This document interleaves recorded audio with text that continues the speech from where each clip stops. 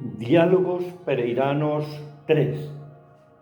Nuestra compañera de equipo, Olga Cecilia Trejos Burítica, no pudo acompañarnos hoy por un asunto de salud de su esposo, pero está participando activamente en el contenido de esta tercera edición de Diálogos Pereiranos. Sobre el plan de ordenamiento territorial, Adriana Rojas Cano escribió en los comentarios de la edición anterior lo siguiente: según el concepto técnico de la Carder, el documento para la revisión tardía del POT fue escrito sin claridad conceptual, sin coherencia, sin soporte sobre las afirmaciones que sustentan y, para colmo, con faltas de ortografía, entre otras muchas observaciones.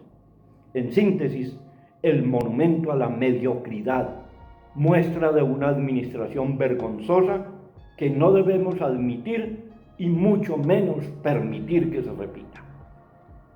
Tuvimos que comenzar abordando el tema del POT hoy, al que destinamos la edición del domingo anterior, porque esta lectura de Adriana Rojas Cano, ingeniera ambiental con especialización en gestión de tecnologías, tomándose el trabajo de leer minuciosamente el concepto técnico 3188 de agosto de 2023, dirigido al subdirector de gestión ambiental territorial, respondiendo sobre los recursos agua, suelo, aire, flora, fauna, residuos, al expediente radicado en junio del 23, nos deja claro que la mediocridad e irresponsabilidad involucran tanto a los funcionarios de la alcaldía como a los concejales, incluidos los 3 que se postularon de candidatos a la alcaldía: Salazar, Lopera y Cárdenas, porque todos ellos tenían la obligación de trabajar activa y mancomunadamente con los funcionarios municipales mediante las comisiones de seguimiento y acompañamiento para que este documento, vital para el funcionamiento de la ciudad, fuera presentado en condiciones razonablemente aceptables y no tuviera que ser devuelto como sucedió. La pregunta es, si en 4 años no fueron capaces de aprobar la revisión extraordinaria del POT, ¿cómo creen que podrán ser alcaldes?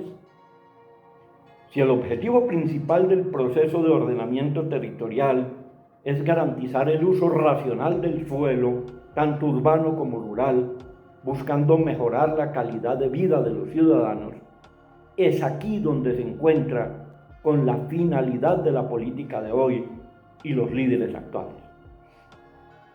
La Ley 388 de 1997 contiene varios componentes que son de tipo estratégico, estructural, urbano, que define en cada uno un conjunto de normas: urbanismo territorial, general y complementario.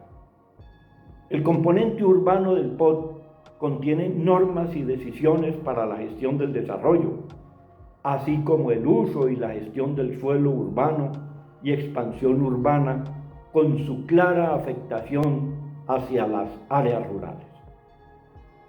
Tengamos en cuenta que estas decisiones afectan el tipo y la cantidad de construcción que se puede hacer en un espacio determinado, creando variaciones en valor de los metros cuadrados en bien del mercado inmobiliario. Con el POT estamos hablando de vías, servicios públicos, ornato urbano, uso racional del suelo, sostenibilidad ambiental, seguridad de los ciudadanos contra amenazas naturales, conservación del patrimonio, infraestructura en centros educativos, de salud, etc.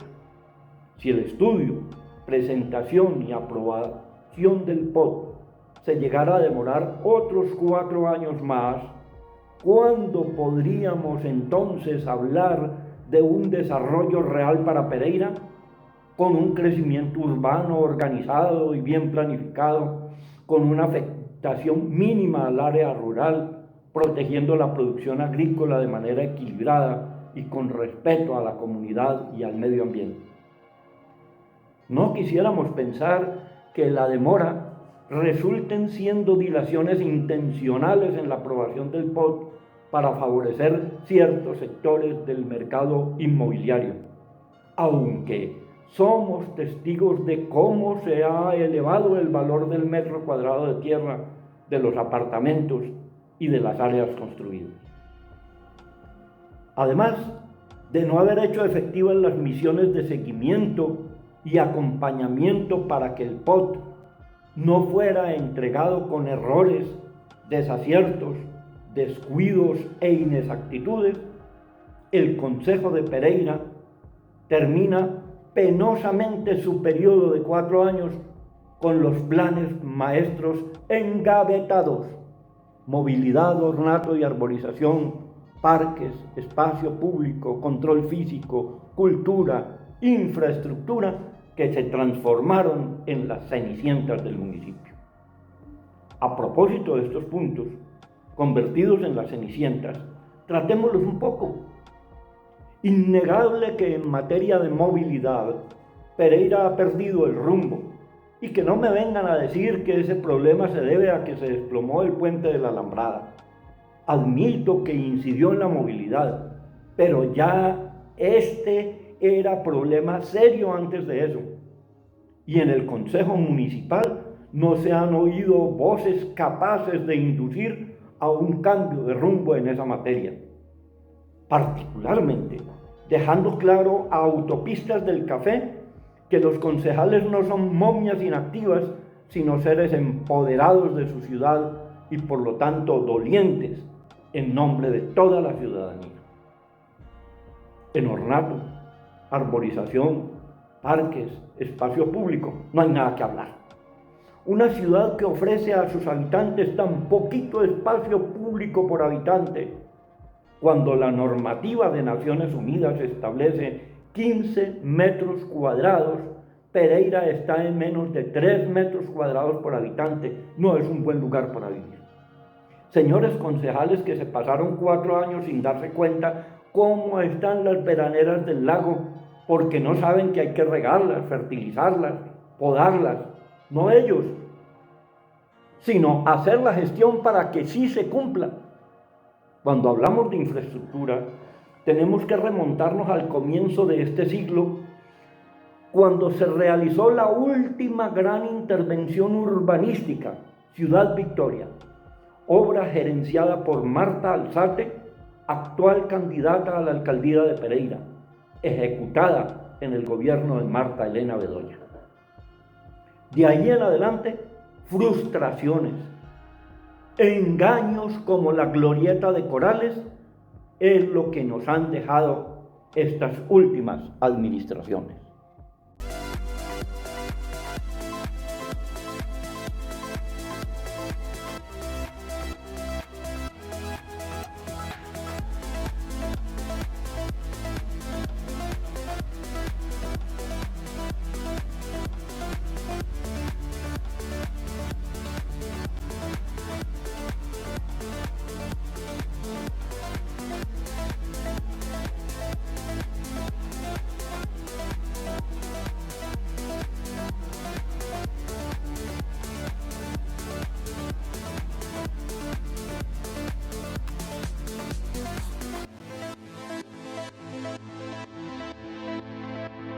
De cultura también tenemos mucho que decir.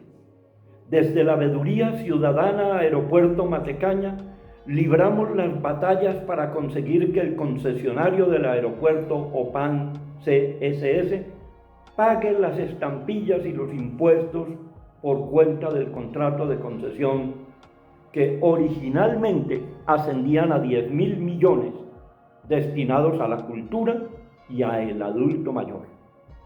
No fueron los concejales los que hicieron esta tarea que les correspondía: defender los intereses de la ciudad y de la ciudadanía. En la administración de Gallo, la entonces concejal Carolina Giraldo acudió al contrato para reclamar los dineros correspondientes a la cultura y se encontró con que en el contrato no estaba la cláusula de cómo el concesionario debía pagar los impuestos y estampillas. El concesionario se hizo el que creía que el alcalde Gallo lo había exonerado de estas obligaciones, sabiendo, como tenían que saber, que ningún alcalde puede exonerar a nadie de las obligaciones tributarias. Como consecuencia de eso, activamos la veeduría ciudadana y durante todos estos años, por todos los medios posibles, exigimos que el concesionario pague en medio del absoluto silencio del Consejo Municipal que se inició el 1 de enero de 2020. No me vayan a decir que por la pandemia no podían reclamar los derechos de la ciudad. La mayoría de los 19 concejales, entre ellos los 3 que aspiran a ser alcaldes, pasaron como si no les importaran los 10.000 millones para el adulto mayor y la cultura.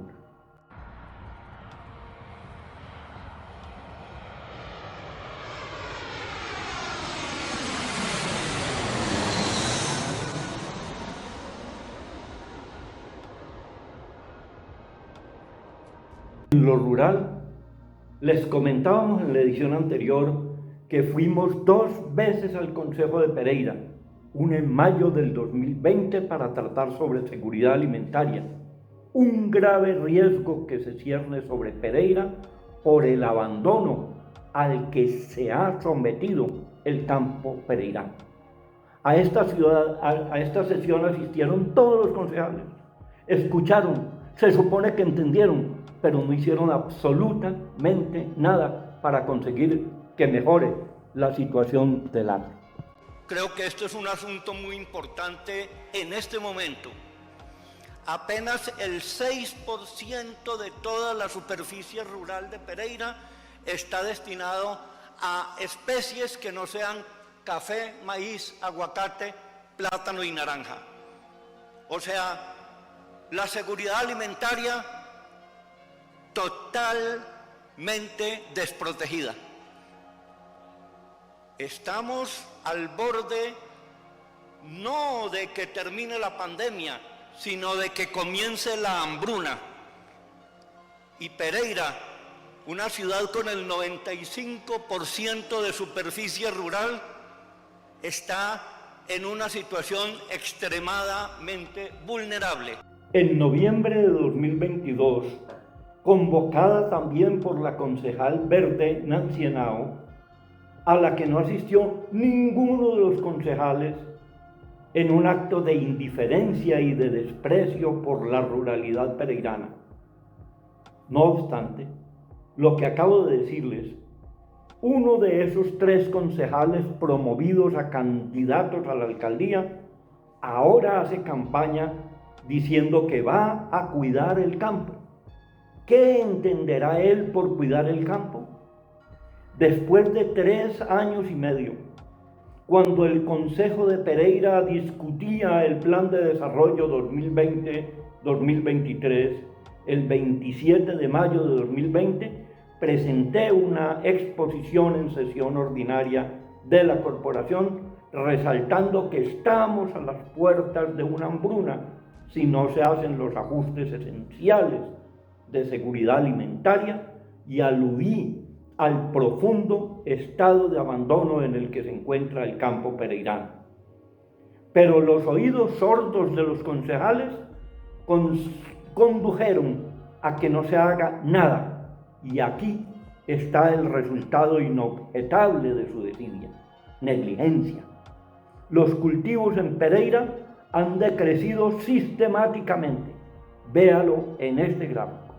En 2016 se cultivaban 11.121 hectáreas y en 2020 solo 9.263 hectáreas.